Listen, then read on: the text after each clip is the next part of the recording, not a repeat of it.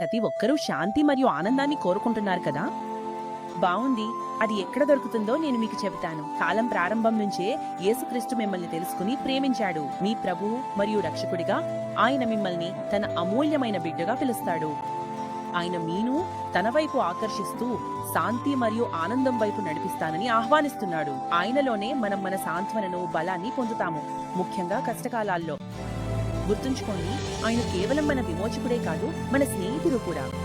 హబక్కూకు 3వ అధ్యాయం 16వ వచనంలో చెప్పినట్లుగా, అంజూర చెట్లు పువ్వులు పూయకపోయినా, పొలాలు ఖాళీగా పండ్లేకుండా ఉన్నా, జీతపండు పంట విఫలమైనా, పశువుల గోదాములు ఖాళీగా ఉన్నా, అయినా మనం ప్రభువులో, మన రక్షణ దేవునిలో ఆనందిస్తాము.